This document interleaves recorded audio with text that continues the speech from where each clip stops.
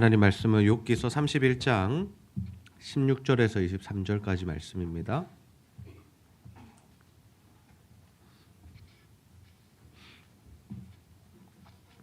네, 욥기서 31장 16절에서 23절까지 말씀 우리 한 절씩 교독합니다. 내가 언제 가난한 자의 소원을 막았거나 가부의 눈으로 하여금 실망하게 하였던가. 나만 혼자 내 떡덩이를 먹고 고아에게 그 조각을 먹이지 아니하였던가. 실상은 내가 젊었을 때부터 고아 기르기를 그의 아비처럼 하였으며 내가 어렸을 때부터 과부를 인도하였노라. 만일 내가 사람이 의복이 없이 죽어가는 것이나 가난한 자가 덮을 것 없이 없는 것을 못 본 채 했다면, 만일 나의 양털로 그의 몸을 따뜻하게 입혀서 그의 허리가 나를 위하여 복을 빌게 하지 아니하였다면, 만일 나를 도와주는 자가 성문에 있음을 보고 내가 주먹을 들어 고아를 향해 휘둘렀다면, 내 팔이 어깨뼈에서 떨어지고 내 팔뼈가 그 자리에서 부스러지기를 바라노라. 나는 하나님의 재앙을 심히 두려워하고 그의 위엄으로 말미암아 그런 일을 할 수 없느니라. 아멘. 네, 지난주 온가족 예배 이후에 우리가 연말 재직회 및 공동의회로 모였습니다. 하나님께서 지난해 우리 교회 가운데 부어주신 은혜들을 결산서들을 통해서 보는데 참 감사한 마음이 있었습니다. 하나님께서 우리에게 참 많은 복을 부어주셨구나. 그리고 하나님께서 참 많은 일들을 행하셨구나. 그리고 많은 우리 선교사님들과 협력하고 또 연합하여 복음 전하게 하셨구나라는 그러한 감사한 마음이 있었습니다. 그런데 그 감사한 마음과 함께 기대도 있었습니다. 2024년도에 이 예산서를 보면서 야, 하나님께서 내년에는 더 큰 일을 행하시겠구나. 하나님께서 더 많은 일들을 행하시겠구나라는 이 기대감을 가지고 한 해를 시작하게 하셨습니다. 특별히 제가 주목했던 것은 무엇이냐면 제가 자료로 나눠드리지 못해서 죄송한데요. 붕어빵 전도 이 헌금과 그리고 이 성교비 헌금이 정말 기대 이상으로 많은 금액이 모여졌고 하나님께서 이 금액을 통해서 참 많은 일들을 행하셨던 것을 우리가 보게 됩니다. 선교사님들을 마음껏 후원할 수 있었고 또 이 지역에 복음을 전할 수 있었고 복음 전하는 교회들과 함께 연합하여서 그들을 돕고 섬길 수 있는 또 목회자와 사모님들을 우리가 배려하고 또 쉴 수 있는 시간을 허락했던 것이 참 하나님의 은혜다라는 생각을 했습니다. 이것이 하나님께서 우리 교회 가운데 부어주신 은혜입니다. 하나님께서 우리로 하여금 주신 복을 누리게 하셨고 그 복을 나누는 과정을 통해서 정말 하나님 위대하신 분이시다. 하나님 정말 좋으신 분이시다라는 것을 우리로 하여금 깨닫게 하는 시간이었습니다. 그러면서 내년에 이제 사역이 어떻게 펼쳐질까라는 것들을 기대하는 마음으로 나아가는데 과연 우리가 내년에도 무엇을 꾸준히 해야 할까? 하나님께서는 과연 우리가 무엇을 하기를 기뻐하실까라는 것들을 이 오늘 말씀을 통해서 함께 한번 살펴보기를 원합니다. 우리가 욥기 말씀을 계속 묵상하고 있습니다. 여러분 참 어려우시죠? 네, 욥기는요 묵상하는 사람도 힘들고 또 우리 이 설교하는 우리 교육자들도 굉장히 힘든 본문의 말씀입니다. 네, 우리 이준영 목사님의 아이들이 이 욥기 말씀을 묵상하면서 이런 나눔을 했다라고 해요. 어떤 나눔을 했냐면 야, 하나님은 욥을 이렇게 고난을 주시기를 기뻐하시는 분이신 것 같아. 예. 그래서 우리가 봐도 욥이 계속 고난을 받는데 하나님이 개입하시지 않고 이 고난을 끝내주시지 않는 것을 보면서 묵상하는 우리들에게도 좀 그런 마음이 들 수 있습니다. 그러면서 목사님이 성탄절 선물 너희들에게 뭐 필요해? 라고 이야기했더니 애들이 뭐라고 말했냐면 약이 필요하다고. 예, 욥기 지금 고난을 많이 당해서 욥에게 좀 약을 발라줘야겠다고 그런 고백을 했다라고 들었어요. 여러분이 욥기 말씀 우리가 묵상하는 것 쉬운 일이 아닙니다. 그러나 이 욥기를 통해서 우리가 생각해 볼 점은 무엇이냐면요. 하나님께서 과연 한 인생 가운데 이 고난을 허락하셨고 이것을 통해서 우리에게 주시는 메시지가 무엇인가라는 거죠. 이 성경은 모두가 성령의 감동으로 기록되었고 하나님께서 무언가 우리에게 말씀하시기 위해서 남겨놓으신 책인데 그러면 우리가 욥기의 말씀을 통해서 뭘 생각하고 우리에게 적용해야 하느냐라는 겁니다. 욥이 고난을 당합니다. 친구들이 이 공격하는 바가 무엇이냐면요. 너 죄지어서 고난 당하는 거야 라는 거였습니다. 굉장히 어떻게 보면 성경적인 프레임입니다. 뭡니까? 하나님 말씀에 잘 순종하는 자는 복을 받고 하나님 말씀에 불순종하는 자는 저주를 당한다라는 이 신명기적인 사상과 신학에 딱 들어맞는 것이 이 친구들의 생각이었습니다. 욥 당시는 고난을 당하는 이유가 죄를 지어서야. 특별히 이 정도로 당하는 거 보면 어마어마한 죄를 지었을 거라고 그렇게 이야기를 하는 겁니다. 그 중에 엘리바스의 공격이 무엇이냐면요, 너 분명히 연약한 자들 돌아보지 않았어. 하나님은 연약한 자들을 돌아보라고 말씀하셨는데 네가 연약한 자들을 돌아보지 않았기 때문에 과부를 힘들게 했고 고아를 돌아보지 않았고 목이 마른 자에게 물을 주지 않았고 네가 옷이 없는 자에게 의복을 제공하지 않았기 때문에 네가 이러한 고난 당하는 거야라고 그렇게 공격했습니다. 근데 여러분, 실제로 욥이 어떤 삶을 살았을까요? 진짜 그렇게 박한 삶, 다른 사람들을 도와주지 않는 삶, 자신만 복을 누리는 삶을 살았습니까? 그렇지 않습니다. 오늘 우리가 욥의 고백을 한번 살펴보기 원합니다. 욥기 31장 18절 말씀 우리가 함께 한번 읽어보겠습니다. 시작. 실상은 내가 젊었을 때부터 고아 기르기를 그의 아비처럼 하였으며 내가 어렸을 때부터 과부를 인도하였노라. 아멘. 욥은 어렸을 때부터 무엇을 했다고요? 고아를 도왔다. 내가 아비처럼 돌보았다라고 합니다. 그냥 1년에 한 번 고아원 가서 이렇게 헌금 주고 오고 그 정도로는 아비처럼 돌보았다고 말할 수 없죠. 어떻게 보면 굉장히 지속적으로, 주기적으로 그들을 돕고 살피고 격려하고 그런 일들을 했다라는 겁니다. 자신은 어렸을 때부터 과부를 도왔다라고 합니다. 그러니 어쩌면 이 욥의 가정 자체가 조금 부유한 가정이 아니었을까. 예. 어려서부터 과부를 도울 수 있는, 누군가에게 이 하나님의 사랑을 흘려보낼 수 있는 그 정도의 힘이 있지 않았을까라고 생각해 보게 됩니다. 그는 동방에서 가장 큰 부자라고 성경이 이미 우리에게 알려주고 있습니다. 그는 그 부를 어떻게 했다고요? 자신 안에만 쌓아두지 않았다라는 겁니다. 내가 하나님께 받은 복을 그냥 나 혼자 누리지 않았다라는 거예요. 여러분, 성경에 보면요, 하나님께서는요 항상 하나님의 백성들에게 복을 주시는데요, 그 복을 받음을 통해서 뭘 하시냐면요, 하나님이 살아계신 분이심을 나타내십니다. 아브라함에게 복을 주셨고 이삭에게 복을 주셨고 야곱과 함께 하셨고 요셉과 함께 하셨던 그 하나님께서 뭘 받으셨느냐? 영광을 받으셨다라는 거죠. 근데 거기서 끝나지 않습니다. 하나님의 원하심은 어디에 있느냐? 하나님의 백성들이 복을 받아 모든 민족으로 하여금 복을 받게 하는 것이 하나님의 계획이다라는 거죠. 아멘입니까? 네. 하나님 우리에게도 동일하게 역사하시는 겁니다. 하나님 올 한해 우리에게 많은 복을 부어 주셨어요. 은혜를 베풀어 주셨어요. 특별히 우리 교회 가운데 풍성한 은혜를 부어 주셨습니다. 그러나 그 은혜 우리만 누리면 되는 겁니까? 우리끼리 잔치하고 끝나면 되는 겁니까? 아니요. 우리에게 부어 주신 복을 다른 이들에게, 연약한 교회에, 선교지에, 선교사들에게, 캠퍼스에, 학원에 흘려보내기를 하나님께서 기뻐하신다라는 거죠. 그래서 하나님께서 연약한 자들을 얼마나 이 마음에 쓰고 계시냐면 하나님 모든 백성들을 사랑하시거든요. 그러나 이 연약한 자들에 대한 특별한 마음이 있으세요. 그래서 뭐라고 말씀하시냐면 너희들이 추수 때에 모퉁이의 것은 끝까지 가서 막 추수하려고 하지 마라. 좀 남겨두라라는 거예요. 여백을 좀 남겨두라는 거예요. 그리고 추수하다가 이렇게 걷다가 곡식을 걷다가 어떻게 좀 떨어지는 것들이 있지 않겠습니까? 흐르는 것들이 있지 않겠습니까? 요즘에는 기계가 좋아서 흐르는 이 손실률이 적겠지만 그때는 사람들이 하다 보니까 잘못 쌓아서 떨어지기도 하고 무거워서 떨어지기도 하고 뭐 이런 일들이 생겼겠죠. 그때 뭐라고 말씀하시냐면 그거 일부러 줍지 마. 떨어진 거 다시 줍지 마. 왜요? 그 사람들은 떨어진 거 줍지 않아도 먹고 살 수 있지만 성 안에 거하는 고아와 가부와 객들은 그 떨어진 것을 주어서 먹어야 하기 때문에 하나님께서 그들에게 그렇게 하라고 말씀하신 것이죠. 이것이 뭐 강제성이 있느냐 없느냐 따지지 맙시다. 이거 지킨 사람 복 받고 지키지 않은 사람 저주받았다 그렇게 말하지 맙시다. 그러나 하나님의 마음이 어디에 있는지를 우리가 좀 보기 원하는 거죠.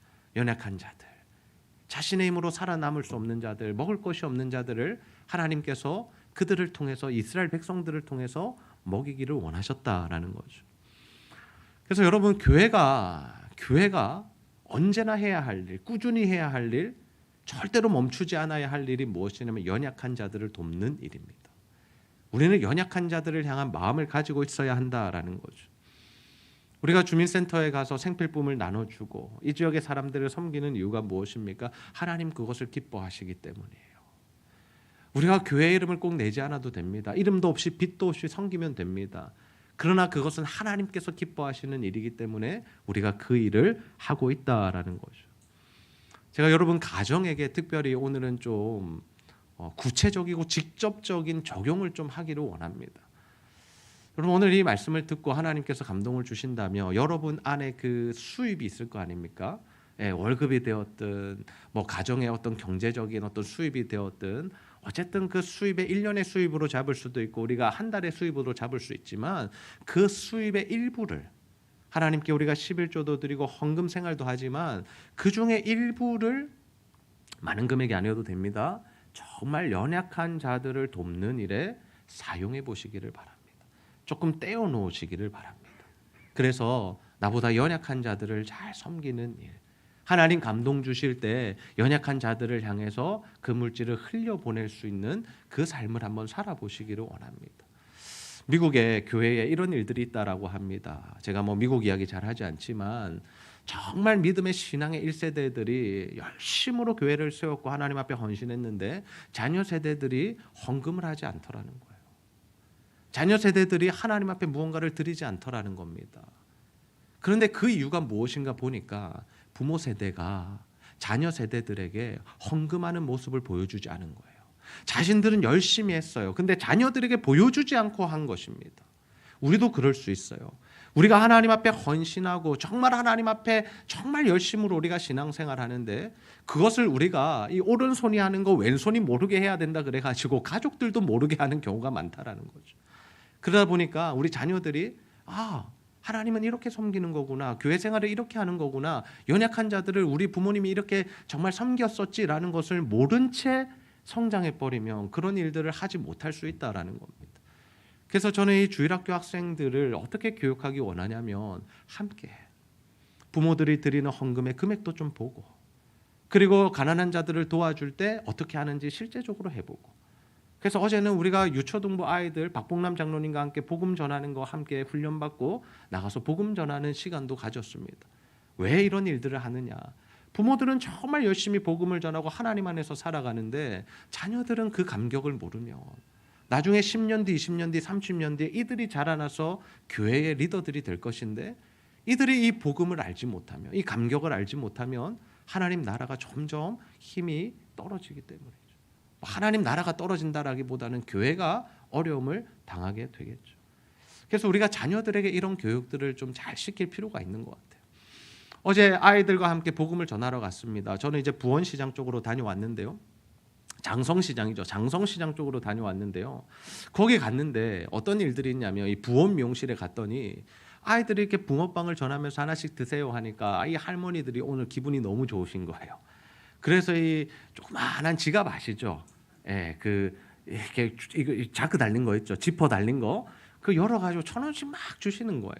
예, 근데 애들이 많았거든. 4명이나 있었거든요. 저희가 우리 조에 4명 다 주시고 안 주셔도 된다고. 근데 너무 기뻐하시면서 아니야 이러면서 주시고 막 이러시는 거예요. 예, 그래서 제가 이 다 받고 나서 제가 이렇게 교육을 했습니다. 얘들아, 이건 우리가 하나님께 헌금 드리는 거야 했더니 애들 좀 실망을 하더라고요. 용돈을 받았는데 이거 사탕 사 먹을 수 있는데 하나님께 드려야 된다니 조금 실망하는 기색이었어요. 그중에 맨 막내로 따라간 제가 실명을 거론하지 않겠습니다. 다른 아이들은 하나님께 드리자, 이거 하나님께서 헌금 드린 분도 복 주시고 너희들에게도 복 주실 거야. 그리고 너희들 먹을 거 간식은 이 아빠 엄마가 또 목사님이 사줄게 하고 다 약속을 했더니 흔쾌히 다 헌금을 내어놓았어요. 근데 막내 아이가 헌금을 내어놓지 않는 거예요. 주머니에 넣어놓고 안 줘 이러는 거예요. 못 주겠다라는 거예요. 그래서 제가 설득을 했습니다. 하나님 앞에 헌금 드리자. 그러면 너 몇 장 받았어? 그러니까 2장을 받았대요. 2,000원을 받은 거죠. 2장 받았대요. 그래서 2,000원 받았어? 그래, 얘가 1,000원의 개념도 없어요. 그 정도로 어려요. 2,000원이지 2장이지. 그러면 이거 하나님께 드리면 목사님이 3장 줄게 그랬어요. 그랬더니 뭐라 그랬냐면 아니요 5장 주세요 그러더라고요. 자, 조금 부담이 됐습니다. 그러나 3장으로 결국에는 결정을 하고 2,000원을 하나님께 헌금 드리고 제가 3,000원을 지갑에서 꺼내서 아이의 손에 들려주면서 하나님께 헌금 드리면 하나님께서 너에게 많은 것들로 갚아주실 거야라고 그렇게 제가 교육하는 시간이 있었습니다. 여러분, 우리가 하나님께 드리는 것, 하나님을 향한 헌신, 섬김, 하나님께서 반드시 갚아주시는 줄 믿으시기를 바랍니다. 당장에 돌아오지 않을 수 있어요. 그러나 하나님께서 우리 자녀들에게 복을 받게 하시기도 하고요, 우리 후손들이 하나님 안에서 정말 멋진 인생을 살아가도록 하나님께서 은혜를 베푸신다라는 거예요. 교회가 되어지는 상황을 볼 때 저는 그것을 너무 많이 느낍니다. 제가 잘나서 교회가 세워지는 것 저는 절대로 아니라고 생각하고 있습니다. 저는 늘 부족하다고 생각을 하고 있어요. 그러나 하나님께서 이 교회마다 하나님께서 계속해서 기도하게 하셨던 그 은혜들, 또 믿음의 선진들, 부모 세대들의 그 기도를 통하여 이 교회가 아름답게 세워지고 지금 다음 세대들이 마음껏 자라나고 하나님의 일들을 감당하고 있습니다. 여러분, 우리가 정말 하나님이 주신 그 마음, 우리가 복된 자임을 기억하면서 연약한 자들을 돌아보는 그 인생을 살아가는 저와 여러분 다 되시기를 주님의 이름으로 축복합니다. 그래서 우리가 이 구제라는 것, 연약한 자들을 도와주는 것, 보통 그냥 돈 한 푼 주는 것으로 생각할 수 있어요. 그러나 그렇지 않습니다. 정말 그들이 하나님 안에서 살아가게 하고 그들이 새 힘을 얻게 하고 용기를 얻어서 자기도 이제 다른 사람을 돕는 자리에까지 성장할 수 있는 것, 그것이 바로 연약한 자들을 도와가는 이유다라는 거죠. 그래서 욥이 이렇게 고백하는 거예요. 내가 만약에 의복이 없어 죽어가는 자에게 의복을 제공하지 못하고 못 본 채 했거나 내가 고아를 향해서 폭력적으로 자신에게 밥 얻으러 온 힘들다고 어렵다고 온 사람을 내가 주먹을 휘둘러서 내가 폭행을 가했다면 뭐라고 표현하냐면 내 어깨가 빠지고 이 뼈들이 부스러지기를 원한다라고 고백하고 있어요. 정말 하나님 앞에 의롭게 살지 않았다면 이 고백할 수 있겠습니까? 두려워서. 하나님, 내가 하나님 뜻대로 살지 않았다면 오늘 밤이라도 내 목숨 거두어 가십시오라고 고백할 수 있다는 건 뭡니까? 자신이 정말 의롭게 살았을 때 가능한 일이죠. 근데 욥이 이렇게 하나님 앞에 고아와 과부를 돌아보는 그 연약한 자들을 섬기는 삶을 살았던 이유가 어디에 있는가? 우리 욥기 31장 23절 말씀을 함께 한번 읽어보도록 하겠습니다. 시작. 나는 하나님의 재앙을 심히 두려워하고 그의 위엄으로 말미암아 그런 일을 할 수 없느니라. 아멘. 뭘 두려워했다고요? 하나님을 두려워했다라. 여러분, 이 두려움이 뭐냐면요, 하나님 말씀대로 안 살면 야, 이제 두드려 맞는 거 아니야? 이거 뭐 사업이 망하는 거 아니야? 다리가 부러지는 거 아니야? 오늘 예배 안 드리고 여행 갔다가 비행기 떨어지는 거 아니야? 이런 두려움을 의미하는 것이 아닙니다. 여기서의 두려움은 뭐냐면요, 하나님을 경외하고 하나님을 존중하고 하나님을 존대하는 거예요. 여러분, 우리가 신앙생활하면서 어떤 두려움이 필요하냐면요, 이런 두려움이 필요합니다. 하나님을 존대함이 필요합니다. 하나님을 가장 귀하게 여기는 신앙의 자세가 필요하다라는 거예요. 우리가 부모를 존경한다라는 것은 무엇입니까? 부모를 존경할 때 우리가 어떻게 대하죠? 함부로 대하지 않습니다. 그리고 부모의 의중을 물어보는 거예요. 부모님, 이번에 식사를 할 건데요, 뭐 드시기 원하세요? 고기를 드실래요? 아니면 회를 드실래요? 아니면 뭐 오리를 드실래요? 여쭤보잖아요. 왜요? 내가 먹고 싶은 거 드시자는 게 아니라 아버지 어머니 원하시는 거 드시자는 거, 이게 존경하고 존대하는 거거든요. 그분의 의중을 여쭤보는 거. 마찬가지예요. 우리가 하나님을 존대하는 건 뭐냐면요, 하나님의 마음을 아는 겁니다. 하나님 지금 뭘 원하실까? 하나님 이 자들에게 어떻게 하기를 원하실까? 내가 신앙생활 어떻게 하길 원하실까? 하나님 어떻게 할까요? 라고 물어볼 수 있는 것이 하나님을 존대하는 거죠. 저는 우리 안에 이 하나님을 경외함이, 하나님을 존대함이 있기를 주님의 이름으로 축복합니다. 여러분, 신앙생활 하시면서 하나님을 존대하셔야 돼요. 막 두려워서 떨라는 의미가 아니라 때로는 우리가 하나님 앞에 그런 때가 있을 수도 있어요. 하나님 앞에 정말 나의 죄 때문에 두려움에 떨어야 하는 때도 있습니다. 그러나 정말 하나님 우리를 사랑하시는 분이시기 때문에 그 사랑 안에서 우리가 살아가게 되는데, 이 사랑이라는 것이 자유와 방종은 다르다는 것이 뭐냐면, 우리가 하나님의 사랑을 받고 죄로부터 자유를 얻었지만 그러나 우리 마음대로 살라는 것은 아니다라는 거죠. 늘 하나님의 의중을 물어보고 하나님 안에서 행하고 하나님이 원하시는 바가 무엇인지를 물어볼 수 있어야 한다라는 겁니다. 물론 우리 성도님들 그런 삶을 잘 사시는 것 같아요. 제가 이 결산안과 예산안을 보면서 또 성경헌금과 붕어빵 전도 헌금을 보면서 참 성도님들이 하나님 앞에 신실하게 지금 삶을 고백하고 계신다. 정말 하나님 앞에서 연약한 자들을 잘 도우고 계신다라는 마음이 있었습니다. 왜냐하면 여러분이 드린 그 헌금이 정말 열방 가운데 또 연약한 자들, 연약한 교회 가운데 마음껏 사용되고 있기 때문이죠. 그래서 교회는요, 어떤 공동체냐면 하나님이 주신 복을 흘려보내는 공동체입니다. 그래서 교회는 이렇게 하면 돼요. 여러분 기억하십시오. 교회는 어떻게 하면 되냐면요, 하나님이 은혜 주신 만큼 사역하면 됩니다. 아멘입니까? 네. 여러분의 가정도 마찬가지예요. 제가 금액을 정하라고 하지 않았잖아요. 일부를 하나님께 좀 떼어놓으라고 했잖아요. 그 말은 뭐냐면요, 하나님 부어주실 은혜 안에서 행하시면 된다라는 거예요. 우리가 만약에 월에 내가 100만 원을 사용하겠습니다 했는데 수입이 떨어져서 100만 원이 안 되면 그 약속을 하나님 앞에 지킬 수가 없잖아요. 네. 그러나 하나님, 내 수입의 이 정도만큼은 하나님 앞에 드리겠습니다라고 했을 때 우리가 계속해서 하나님 앞에 신실하게 살아갈 수 있는 거죠. 저는 요즘에 하나님께서 우리 교회에 이 은혜를 부어주시는 것으로 인해서 너무나 감사한 삶을 살아가고 있습니다. 행복한 목회를 감당하고 있습니다. 특별히 오늘 정말 행복한 일이 있습니다. 어떤 일이 있냐면요, 중보기도 팀에게도 제가 나눴는데요, 오늘 저희가 예배를 다 마치고 젊은 예배까지 마치고 3시 반에 우리 유초등부 가정들과 교육자들이 어디로 떠나냐면 김해로 떠납니다. 예, 김해에 가서 뭘 하느냐, 김해 비전 선교교회가 있어요.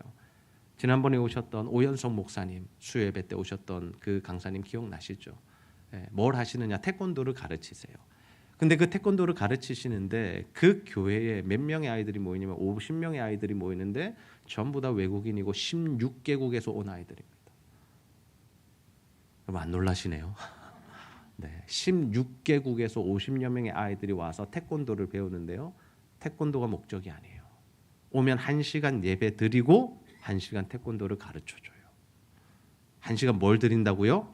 예배를 드려요. 근데 이 엄마들이, 외국인들이 아이들도 맡겨야 되고 태권도도 배우고 싶으니까 거기에 계속 보내는 겁니다. 근데 교회가 연약해요. 개척한 지 3년밖에 되지 않았어요. 근데 우리 아이들이 달란트 잔치하면서 너무 행복해하고 기뻐하니까 우리가 그 교회 달란트 잔치 한번 해주면 좋겠다라는 마음이 있었고 제안을 했더니 목사님 너무 좋으시다고. 그래서 그 전화를 받고부터 달란트라는 어떤 프로그램을 만들어서 출석하는 아이들에게 달란트를 주기 시작하시고 아이들이 이제 달란트를 모으고 오늘을 기대하고 있습니다. 누가 오기를요? 달란트 잔치하는 제자들 교회가 오기를요. 그래서 오늘 우리 아이들은 별로 그게 없어요. 뭘 가져갈 수 있는 부분은 없어요. 그런데 이 아이들은요, 정말 하나님 주신 그 은혜들을 많이 누리게 될 거예요. 오늘 먹을 것도요, 한 집사님이 떡볶이 100인분도 한다 하시고, 그죠? 네, 맞습니까? 네, 100인분도 하시고, 붕어빵 구우라고 우리가 재료도 이미 보내드렸고, 선물도 우리가 막 100만 원 이상 사가지고 그렇게 가고 있습니다. 왜 이런 일들이 필요할까요? 여러분, 외국에서 온 친구들이요, 이주민들이요, 복음을 받아들일 때 논리적으로 받아들일까요? 정말 힘든 일이에요. 어려운 일이에요. 왜요? 그들에게 이미 수백 년 동안 내려온 자신들의 나라의 종교가 있고, 그리고 그것이 자신들의 삶 가운데 문화로 자리 잡았고, 그래서 논리적으로 예수가 그리스도시고 하나님을 믿어야 구원받는다는 것을 그들이 받아들이기는 너무 힘들다라는 거예요. 근데 우리가 하는 일들은 무엇입니까? 그러면 논리적으로 가는 것이 아니라 예수 그리스도를 믿고 하나님 나라를 산다는 것이 무엇인가를 그들에게 보여주는 거예요. 진짜 행복이 뭐냐? 달란트 잔치 한 번으로 그 행복을 다 표현할 수는 없겠지만, 야, 하나님이라는 분은 이런 분이셔. 하나님의 나라는 이렇게 좋은 곳이야. 너네들이 가지고 싶은 게 다 있는 곳이 하나님 나라야. 너희들 예수님 믿으면 이런 복을 받을 수 있어 라는 것을 우리의 그 달란트 잔치로 그들에게 설명해 주는 거죠. 우리의 이 행복을 그들에게 나눠주는 거예요. 우리 애들은 가서 그 달란트 잔치에 참여하고 아이들에게 그 물건을 파는 역할을 할 겁니다. 저는 지금부터 막 기대가 되는데 심장이 뛰는데요. 네. 여러분, 우리가 이 땅을 살아가면서 할 일들이 바로 이런 것이에요. 하나님의 사랑, 하나님의 은혜, 받은 구원을 나누는 삶을 계속해서 살아가는 것이죠. 제가 오늘 좀 설교하면서 계속해서 좀 실제적인 적용을 계속 드리게 되는데요. 네. 오늘 나가실 때 1,000원 헌금에 꼭 동참해 주시기를 바랍니다. 네. 부담 가지지 마십시오. 1,000원씩 하시면 돼요. 네. 그곳에 가서 아이들에게 사용할 그러한 헌금들을 해주시면 좋겠다라는 생각이 있습니다. 최근에 우리 교회가 계속해서 이 길을 가는 것이 맞는가라는 고민하는 시간이 한 2주 정도 있었습니다. 교회 안에 아픈 일도 좀 있었고요. 제 개인적인 사역들을 좀 돌아봐야 하는 시간도 있었습니다. 우리가 너무 복음에 집중하느라, 선교에 집중하느라 놓치고 있는 부분이 많은 것은 아닌가라는 그러한 돌아보는 시간도 가졌고요. 그래서 하나님 앞에 기도했습니다. 하나님, 어떻게 할까요? 하나님, 이대로 가는 것이 맞습니까? 근데 하나님 응답을 잘 안 주시는 거예요. 여러분, 기도한다고 응답이 제때 올 때도 있지만 잘 오지 않을 때도 있잖아요. 목사도 마찬가지입니다. 응답이 오지 않는 거예요. 근데 하나님께서 2가지 사건으로 저에게 말씀하셨습니다. 첫 번째 사건은 지난주에 제가 소개드렸던 금정요양센터에 가서 복음 전했을 때 그 할머니 한 분, 그 할머니에게 복음 전하고 영접 기도를 하고 그분이 정말 이제는 기장으로 이사 가시지만 예수를 믿고 천국 백성이 되었다는 그 확신을 가지고 나왔을 때 정말 온몸에 전율이 감도는, 야, 하나님 이것을 너무나 기뻐하시지. 하나님 이것을 너무나 기뻐하시지. 이래서 나를 목사로 세우셨지. 내가 이 목회를 해야 될까 말아야 될까 하나님 앞에 나가서 금식하며 기도할 때 나에게 주셨던 그 말씀, 땅끝까지 이르러 복음 전하려는 말씀, 맞아, 이거지. 나를 그 일을 위해서 부르셨지. 라는 그 확신이 있었고요. 이번 주 월요일에 저희가 또 이사벨에 가서 복음을 전했습니다. 이사벨에 가서 이 400명의 아이들, 300명의 아이들, 또 교무실까지 다 해가지고 엄청난 양의 붕어빵을 구우며 함께 복음을 전하는 시간을 가졌는데, 이 연합을 하면서 형제 순회전도단의 교회들이 3개나 참여하고, 또 우리 부산대와 부산외대 CCC 친구들이 와서 함께 복음 전하고, 이 사역들을 하면서 이거 하나님 너무나 기뻐하시는 일이지. 이사벨을 설립하신 이사장님과 잠시 티타임을 하면서 너무나 그분이 기뻐하시는 모습을 보면서, 야, 하나님 이걸 너무 기뻐하시는구나. 그럼 교회가 가는 방향은 제가 정하는 것이 아닙니다. 저는 하나님의 종일 뿐이고요. 하나님이 말씀하시고 하나님이 인도하시면 저는 그저 따라갈 뿐입니다. 저에게 선택권이 있는 것이 아니라 하나님이 행하시는 일일 뿐이다라는 거죠. 그래서 다시 한번 하나님 앞에 엎드리게 됩니다. 하나님, 하나님이 원하시는 대로 우리 교회를 이끌어 주십시오. 종에게 그냥 말씀하십시오. 종이 듣겠습니다. 하나님 원하시는 대로 행하시면 저는 따라가겠습니다. 여러분, 저는 이 시대가 마지막 시대라고 생각을 합니다. 물론 사도 바울 때부터 이야기했습니다. 아니, 예수님 때부터 말씀하셨습니다. 마지막 때라고, 종말의 때라고. 그러나 점점 더 이 시기를 우리가 바라볼 때 마지막 때가 가까이 왔다라는 것을 여러분들 다 느끼고 계실 겁니다. 모르겠어요. 언제가 주님 다시 오시게 될지는 그것을 특정하여 말한다면 그것이 이단이 되는 것이고 그 사람이 위험해지는 것이기에 제가 언제라고 말씀드릴 수는 없지만 뭔가 되게 가까이 왔다라는 이 마음들을 제가 계속해서 가지고 있습니다. 특별히 코로나를 지나면서 그 마음이 굉장히 강하게 왔습니다. 코로나 때 우리가 기억나십니까? 여러분, 교회 대면 예배 잘 못 드렸던 시절이 기억나세요? 벌써 다 잊으셨죠? 한 주 못 드리고 왔을 때 저는 이승철 집사님께서 눈가에 눈물을 글썽이시면서 이 예배가 그리웠다고 하셨던 그 말씀이 기억이 납니다. 제가 성도들에게 다 연락을 돌렸습니다. 대면 예배 드리기 원하시냐고. 90% 이상이 드리기 원하신다 그래서 저희가 3번의 예배로 나누어서 함께 드렸던 시간들도 있었습니다. 그때 하나님 주신 마음이 뭐냐? 다시 이러한 때가 왔을 때, 다시 우리가 모이지 못하게 되었을 때 과연 너희 교회 성도들은 각자 가정에서 하나님의 자녀로 성도로서 예배자의 삶을 살아갈 수 있는가라는 마음을 주셨을 때 하나님 앞에 제가 대답하지 못했습니다. 그리고 결심한 것이 있습니다. 성도들을 양육해야겠다. 하나님의 말씀으로 세워야겠다. 믿음의 가정이 되어야 된다. 가장들이, 부모들이 믿음을 가지고 자녀들을 이 신앙교육을 시킬 수 있는, 카타콤에서 숨어서 지하 동굴에서 예배 드렸던 것처럼 다시 그러한 때가 언제라도 다시 올 수 있는데, 그때가 된다라면 우리가 흩어져서 예배 드리더라도 제자들 교회라는 이름으로 우리가 함께 하나님의 나라를 세워갈 수 있는 그 정도 신앙의 공동체, 믿음의 가정을 세워야겠다라는 마음을 주셨습니다. 그러면서 우리 안에 계속된 양육들이 일어나고 있습니다. 계속된 선교와 전도의 사역들이 이루어지고 있습니다. 왜요? 마지막 때이니까요. 마지막 때는 저는 전시 상황이라고 표현을 하거든요. 그래서 우리가 교육자 모임을 하고 1년의 준비를 하고 교육자들에게 제가 계속해서 강조하는 바가 뭐냐면요, 우리 전시 상황이다라는 겁니다. 평시로 잘 돌아가지 않습니다. 저희는 계속 전시다, 전시다. 지금은 전시다. 마지막 때입니다. 여러분, 우리가 마지막 때에 뭐 해야 됩니까? 평상시에는요, 농사도 짓고요, 평상시에는요, 영화도 보고 여행도 가고, 이거 하지 말라는 뜻 아닙니다. 그러나 전시에는 그 모든 것들이 어떻게 되는 겁니까? 다 사라지게 되는 거예요.